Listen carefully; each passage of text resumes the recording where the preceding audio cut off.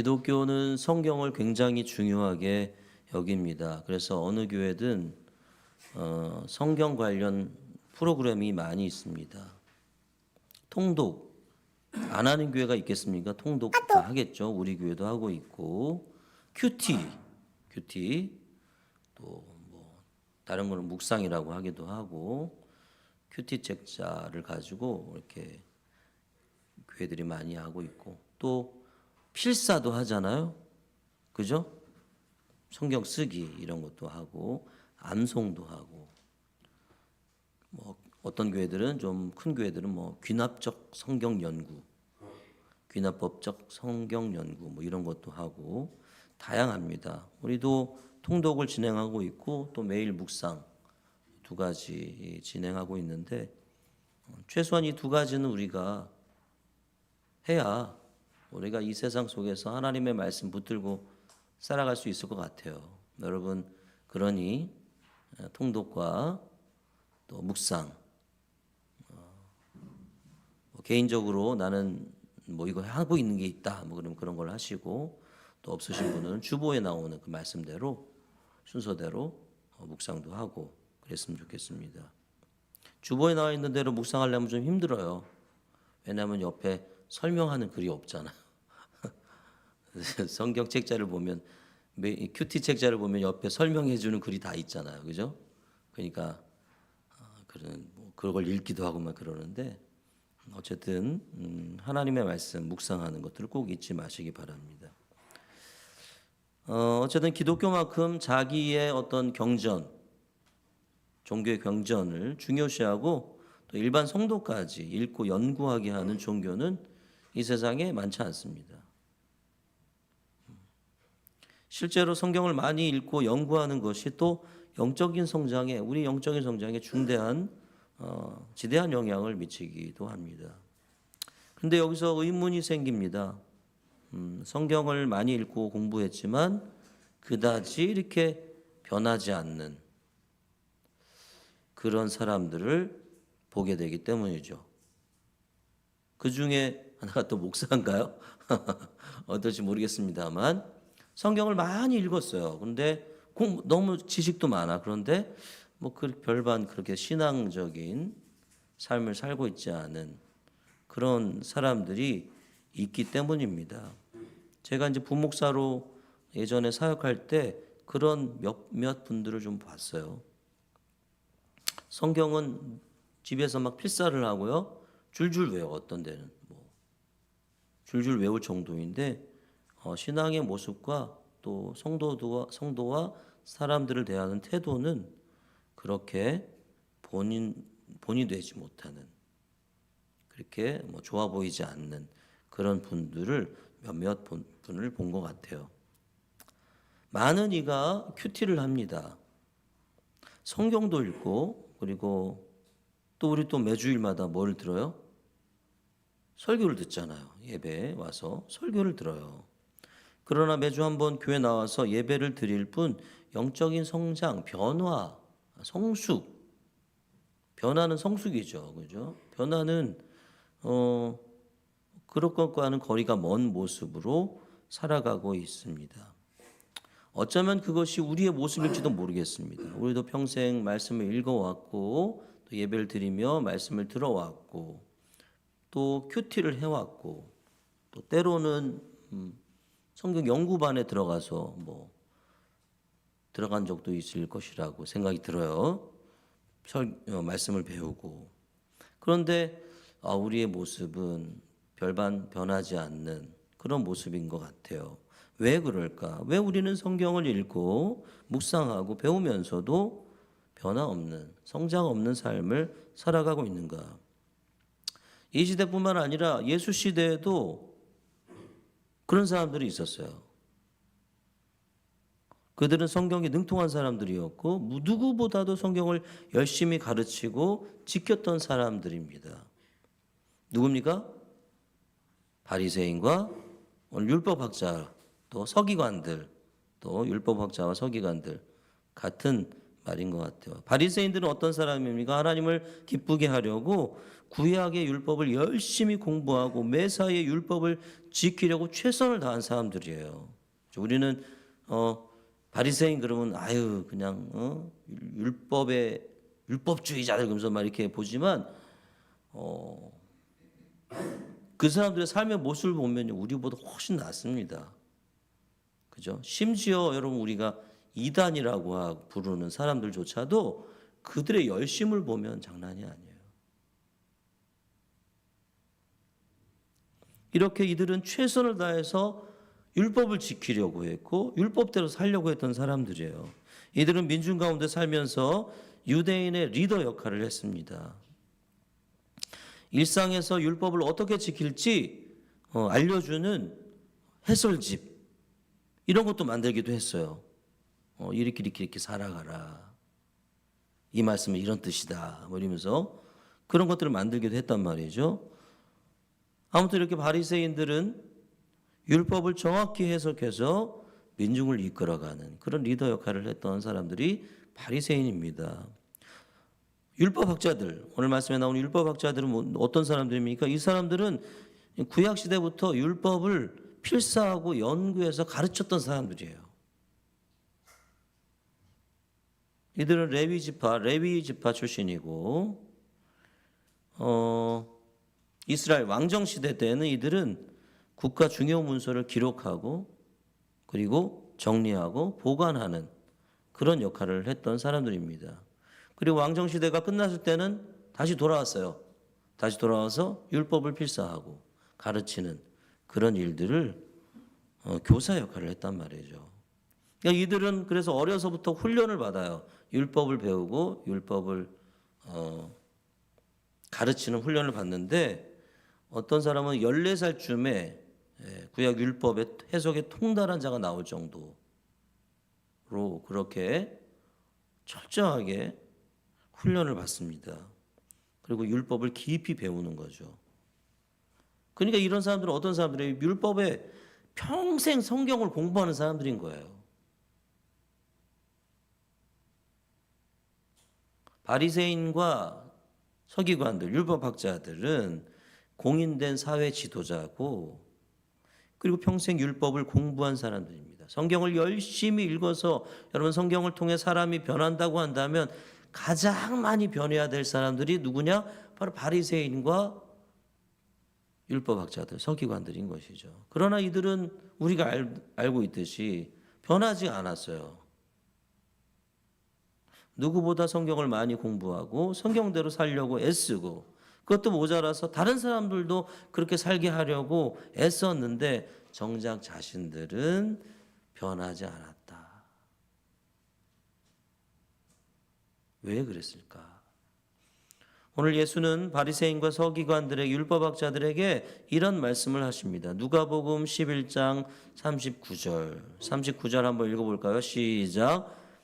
주께서 이르시되 너희 바리새인은 지금 잔과 대접의 겉은 깨끗이 하나 너희 속에는 탐욕과 악독이 가득하도다. 예수는 한 인간이 두세 개에 산다고 얘기합니다. 하나는 겉으로 드러나는 세계예요. 그래서 타인이 관찰하고 평가할 수 있어요. 다 보이는 거야. 그리고 또 하나는 우리 속에 있습니다. 겉으로 드러나지 않는 우리의 속에 있는 세계예요. 보이지 않아요. 그러나 보이지 않는 세계 안에는 갖은 동기와 욕망이 있고 그것이 그 사람의 진짜 모습이라고 이야기를 합니다. 예수는 바리새인 속에는 뭐가 있다는 거예요? 악독과 탐욕이 있다. 탐욕과 악독이 가득하도다. 사람에게 인정받고 칭찬받으려는 마음이 가득하고 그런 상태에서 겉만 깨끗하게 하려고 한다. 이렇게 말씀하고 있는 거죠.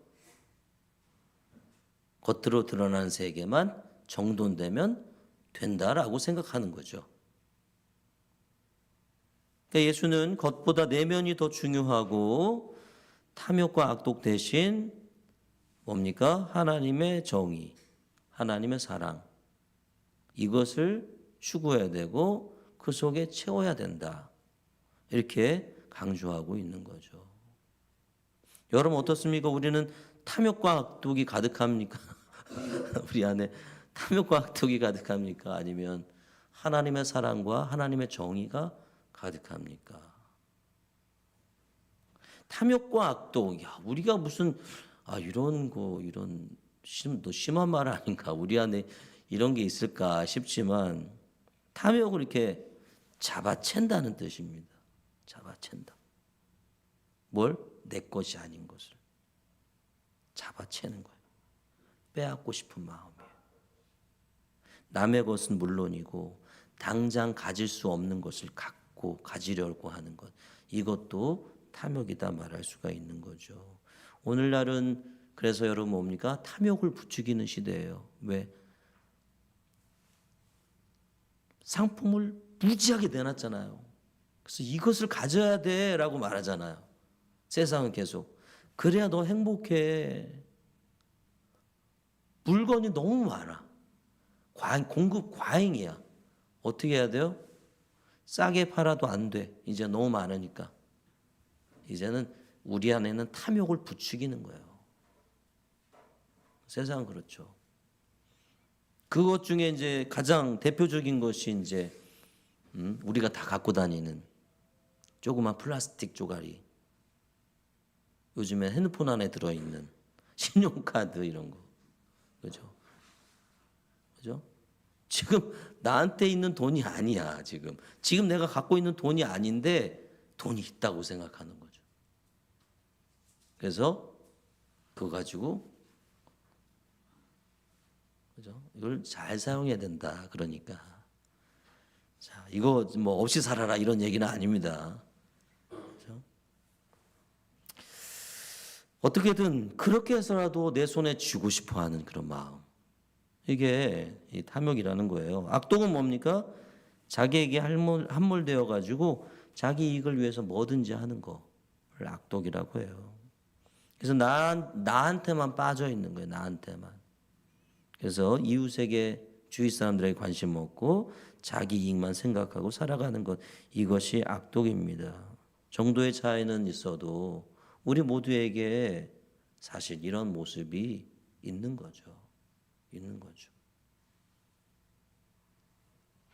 요즘에는 뭐 아파트 살면서 이웃사촌이란 말도 뭐 옛날 말이 됐다 모르지만 사실 솔직히 뭐 우리가 옆집 사람에 관심이 있습니까? 그죠? 옆집 사람 몰라도 좋잖아요. 별 그런 것도 없고.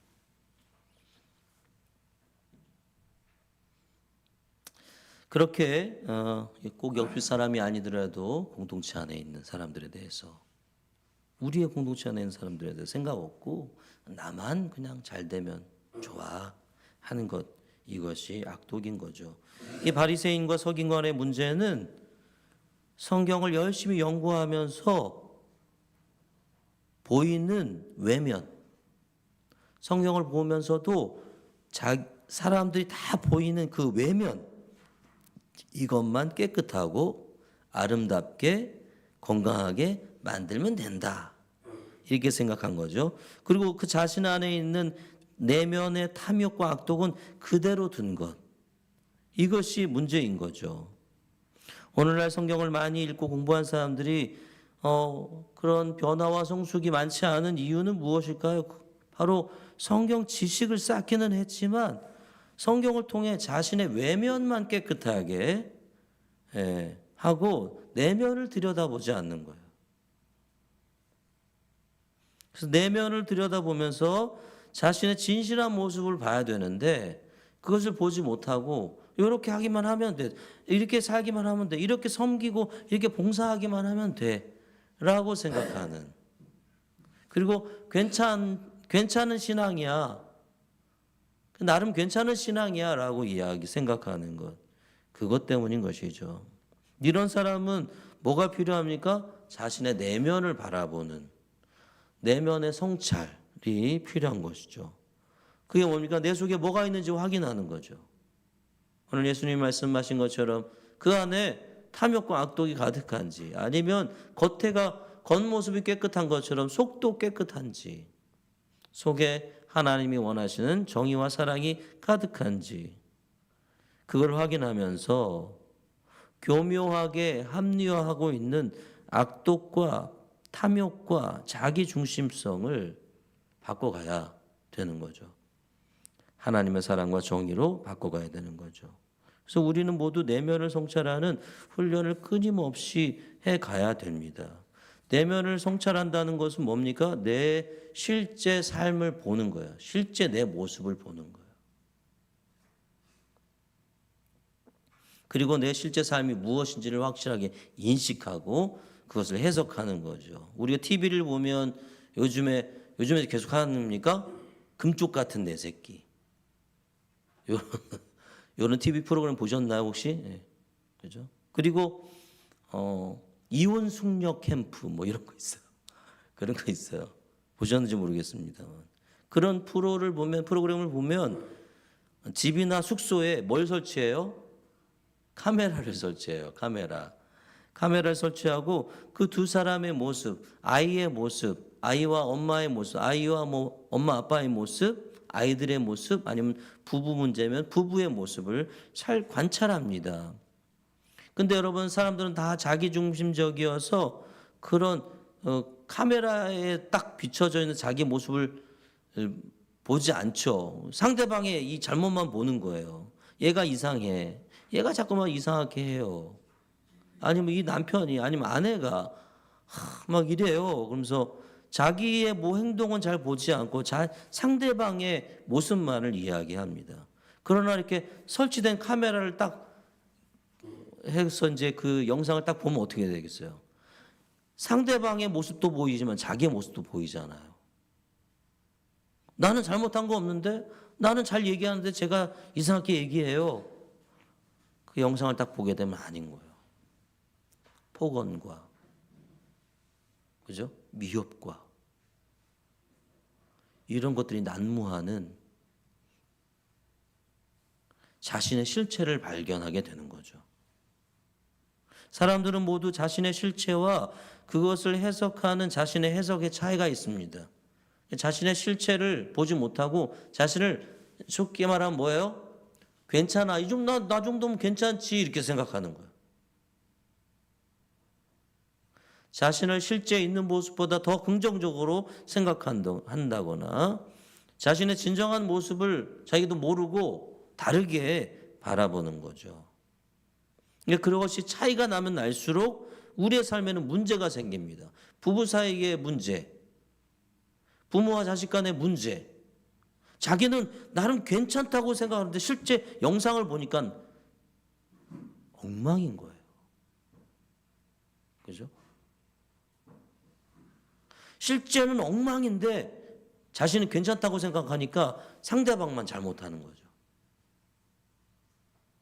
스스로를 망가뜨리기도 합니다.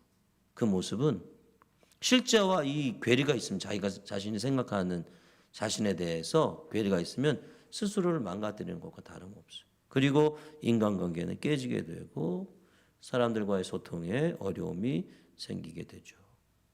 물론 우리는 불완전하기 때문에 실체와 내 진짜 실체와 그것에 대한 인식과 해석이 완전히 같을 수는 없습니다. 그러나 내면의 성찰은 이 격차를 줄이고 거리를 좁히는 것이 바로 이 내면의 성찰이죠. 이런 내면의 성찰이 어떻게 가능합니까? 우리는 이미 하고 있어요, 사실은. 우리 그리스도인은 하나님의 말씀을 통해서 끊임없이 자기를 보는, 말씀에 비춰서 자기를 보는 그런 작업을 해야 되는 것이, 그리고 훈련해야 돼요. 이것을 게을리하면 이 두 개의 격차는 점점 더 벌어지고 아무리 성경을 줄줄줄줄 외고 뭐 대단한 지식을 쌓았을지라도 우리의 삶은 여전히 그 자리에 머물게 되고 더 망가지게 될지도 모르겠습니다. 예수는 오늘 바리새인에게 성경을 외우고 익혀서 겉만 꾸미지 말고 내면을 가꾸라고, 내면을 비춰보라고, 내면을 새롭게 하라고 말씀합니다. 이것은 더 착해지고 고상해지라는 것이 아니라 우리가 사는 세상과 나 자신을 정확하게 보라. 정확하게 보라. 그리고 실체에 가까워져라 라고 말씀하는 것입니다. 그래서 우리가 성경을 통해서 자신을 성찰하다 보면 나도 어쩔 수 없는 부분이 나와요. 나도 어쩔 수 없는 부분. 내가 어쩔 수 없는 부분. 이건 어떻게 할까요? 수용해야 돼요. 수용. 또 성경을 통해서 자신을 성찰하다 보면 내가 잘못한 것들이 나와요. 그죠? 이때는 어떻게 됩니까? 하나님 앞에 회개해야 돼요. 그리고 자신을 성경을 통해서 성찰하게 되면, 살펴보게 되면 자기의 부족한 부분이 나와요. 약한 부분이 나와요. 이런 부분에서는 어떻게 해야 됩니까? 성장할 수 있도록 해야 됩니다. 수용과 회개와 성장. 이 세 가지는 자신의 내면을 성찰하면서 일어나는 일들입니다. 우리 인생에는 바꿀 수 없는 부분이 있어요. 성격, 자기 기질, 너무 급해, 너무 느려. 또 어떤 사람은, 그죠? 이런 거는 뭐 내가 어찌할 수 없는 부분, 그렇게 만들어졌어, 내가, 그죠? 그렇게 태어났고 그렇게 만들어졌습니다. 이런 부분은 수용해야 됩니다. 나는 왜 이렇게 급할까? 나는 왜 이렇게 이러지? 하는 것이 아니라 수용해야 되죠. 다만 그것이 단점이 아니라 단점으로가 아니라 장점으로 사용될 수 있도록 노력해야 됩니다. 수용하고 살면서 우리는 잘못된 선택, 실수를 하기도 하고 나쁜 선택을 하기도 합니다. 이런 때는 어떻게 해야 돼요? 하나님 앞에 회개해야 돼요. 제가 잘못했습니다. 실수했습니다. 내가 잘못된 선택을 했던 자기 중심성을 인정하고 그리고 그 부분에서 주님이 다스려 달라고, 내 뜻대로 하는 것이 아니라 주님의 다스림, 주님의 인도하심 따로 살아가도록 주님의 다스림을 인정하고 따라가야 되는 거죠. 또한 우리에게 부족한 부분들도 있어요. 어떤 사람은 다른 사람들 말을 잘 듣지 않아. 자기 말만 그냥 죄송합니다. 우리 다음 세대 중에 어떤 친구가 자기 말만 이렇게 너무 다른 사람 얘기가 들리지를 않아. 듣지를 않아. 그죠? 그리고 우리는 섣불리 행동하러 내 마음대로 행동하는 경향도 있습니다. 이것은 어떻게 해야 돼요? 훈련해서 바꿔가야 되는 거죠. 성장해야 됩니다. 사랑하는 성도 여러분, 우리가 성경을 읽고 연구하는 것은 어떤 규정집이나 어떤 규칙 이런 것에 통달하기 위함이 아닙니다. 종교적인 어떤 껍데기를 두껍게 쌓으려는 것도 절대로 아닙니다. 우리는 성경을 매일 읽고 묵상하면서 자신의 내면을 들여다봐야 되는 겁니다. 하나님의 사랑과 정의로 그래서 자신의 내면을 채우고 그러기 위해서 자신의 내면과 삶을 들여다보는 것이죠. 그러기 위해서 성경을 보는 거죠. 주일 설교도 마찬가지입니다. 목사의 생각에 동의하며 만족하는 것은 그저 소비하는 것입니다. 설교는 나에게 주시는 말씀이고 그리고 우리에게 성찰을 요구합니다. 자신의 삶을 돌아보라는 거예요. 세상을 그리고 나를 어떻게 잘못 보고 있는지 세상과 자신을 온전히 바라보는 시간이고 우리는 도덕 강의를 들으러 이 자리에 모이는 것이 아니라 나의 내면을 돌아보려고 하나님 앞에 모여 앉아 있는 것입니다. 그 사람이 대단한 달변가여서 엄청나게 즐겁고 막 귀에 듣기 좋게 설교를 하든 아니면 투박하게 설교를 하든 그런 상관없어요. 우리의 중심은 어디에 있어야 됩니까? 그 말씀이 나에게 무엇을 말씀하시는가? 나에게 무엇을 요구하는가? 하나님은 나에게 뭐라고 말씀하시는가? 조용히 그래서 이 시간은 어떤 시간이면 진실의 눈을 뜨는 시간이다라고 말할 수가 있겠습니다. 사랑하는 여러분, 하나님의 말씀 앞에 늘 서서 자신의 내면을 성찰하는 저와 여러분 될 수 있기를 간절히 소망합니다. 소망합니다. 거기에서 수용할 건 수용하고, 그렇죠? 그리고 회개할 것은 회개하고,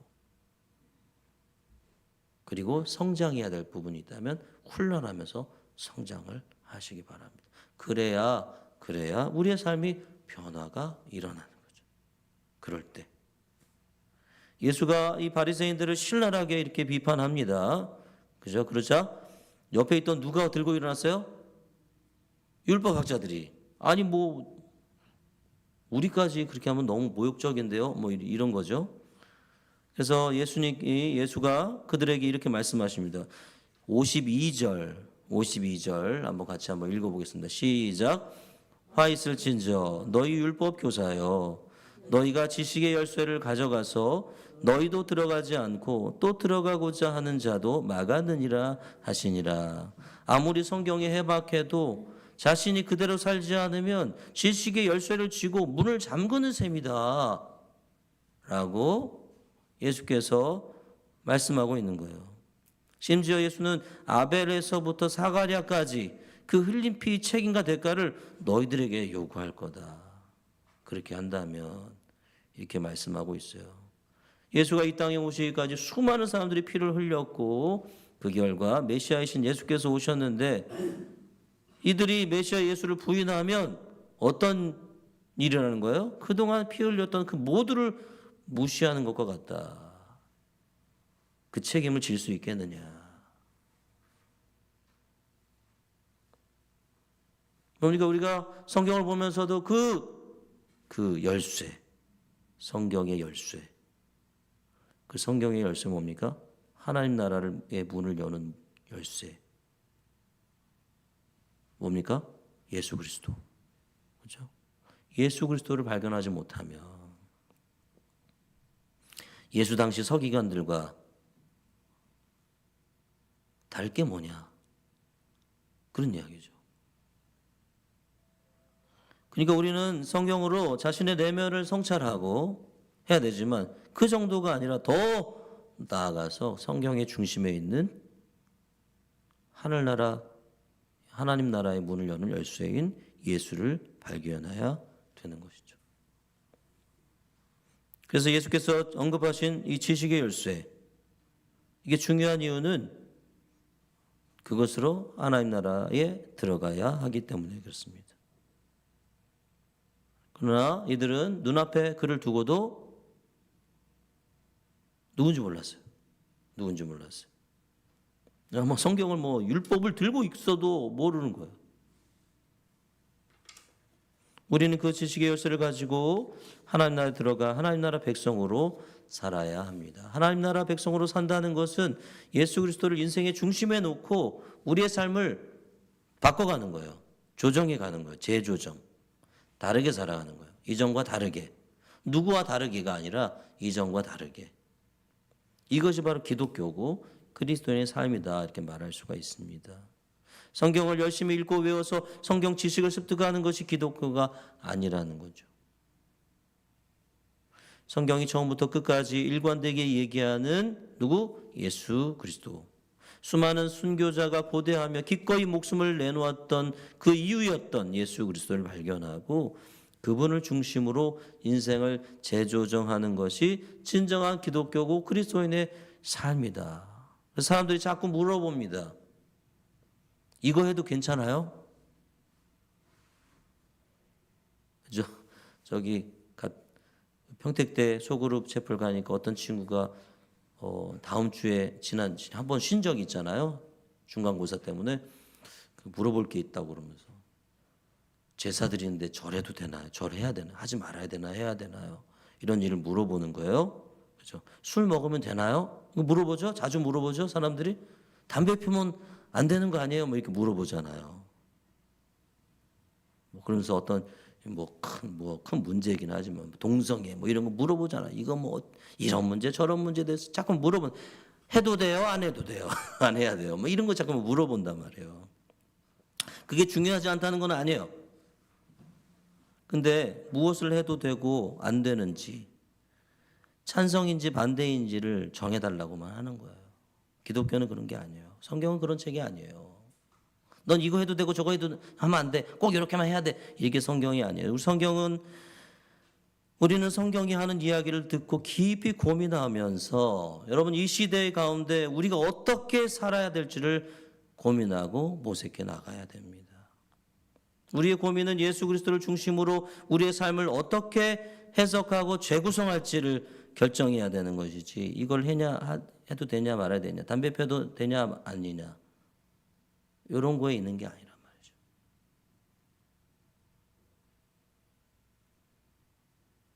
내가 예수 그리스도를 중심으로 어떻게 살 것인가 속에서 그런 문제도 나오게 되는 거죠.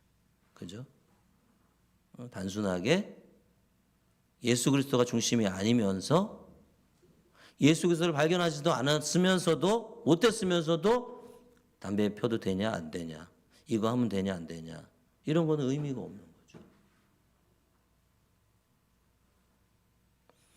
그러면 우리가 어떻게 우리의 삶을 그리스도 중심으로 재구성해야 될까? 이는 우리가 이미 배운 이야기입니다. 이것은 어떻게 그리스도를 중심으로 배울까? 물론 우리가 설교로 들어서 자료가 남아있지 않아서 좀 애매할 수도 있습니다만 우리가 작년에부터 좀 연결된 풍성한 삶의 기초 설교를 통해서 이미 다 배웠어요.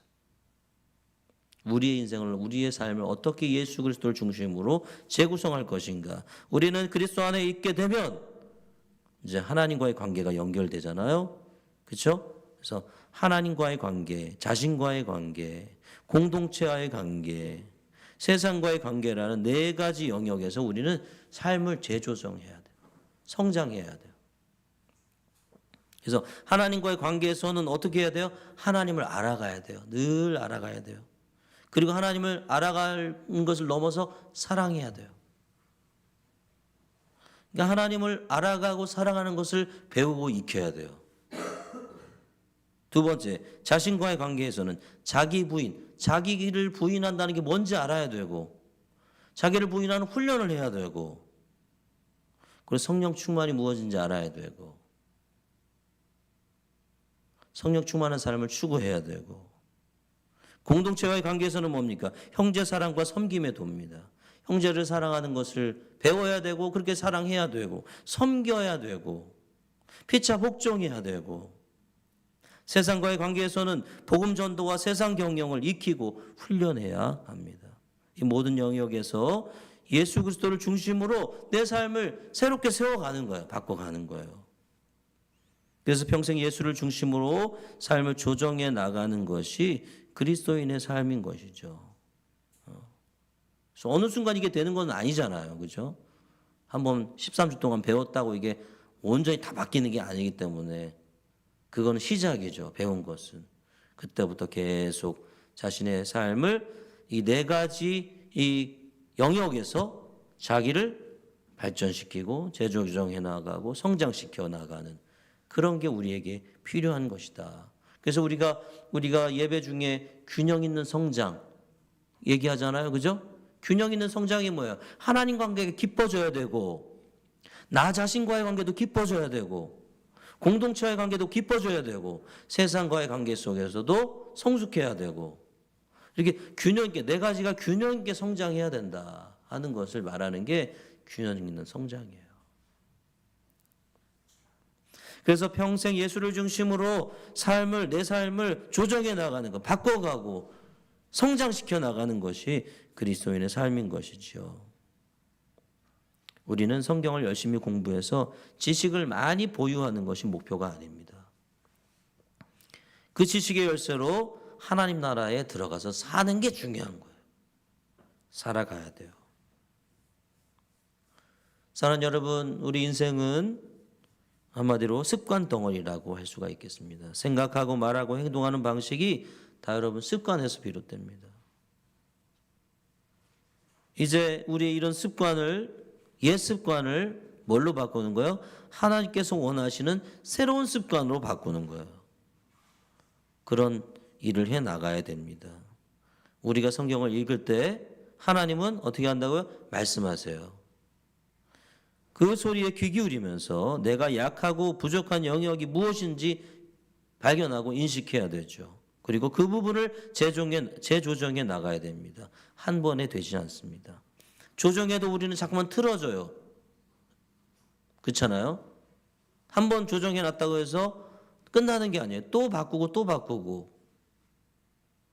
여러분 자동차도 열심히 차다 보면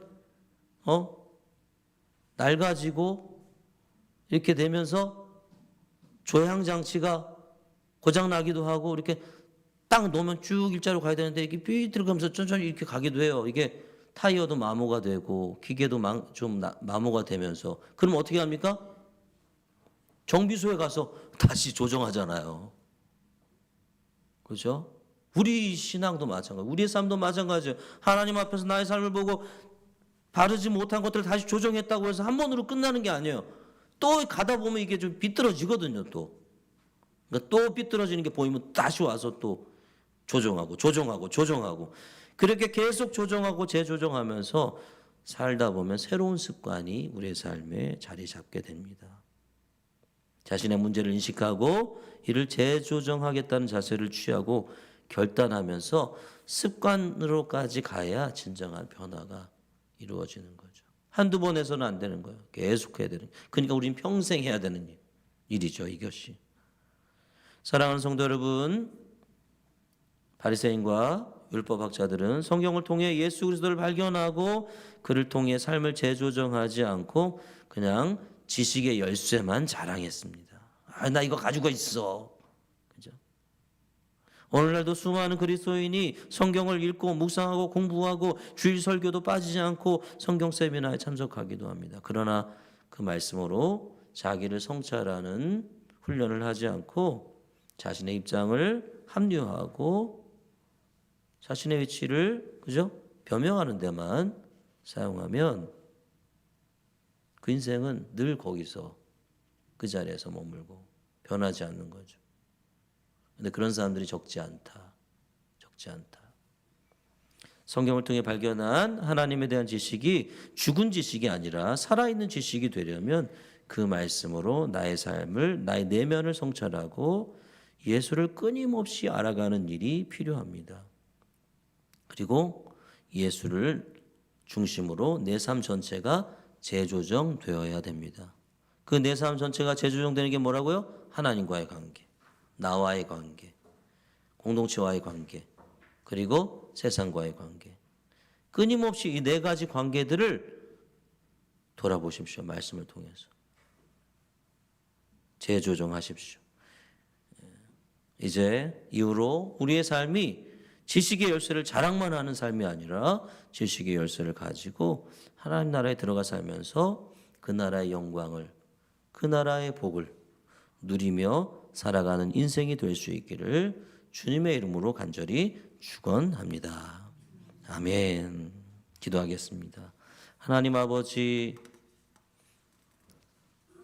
우리가 오랜 시간 신앙생활을 하면서 하나님의 말씀을 많이 읽어왔고 나름 공부도 했고 나름 늘 묵상도 하고 큐티도 하고 그렇게 살아가는데 혹시 나는 이러한 삶에 만족하고 내가 이런 거 가지고 있어 라고 생각하며 그 말씀으로 나를 비춰보지 않고 그저 그 자리에 머물러 있는 그런 삶을 살아오고 있지는 않았는지 오늘 말씀을 통해서 바리새인과 율법학자들을 향한 예수의 책망을 통해서 우리의 삶을 바라보게 해주시고 우리의 삶이 온전하게 주님의 사랑과 정의로 가득 차 있지 않았다면 이제는 그 말씀 앞에 나의 삶을 예수 중심으로 재조정하는 삶을 살아갈 수 있도록 도와주시옵소서.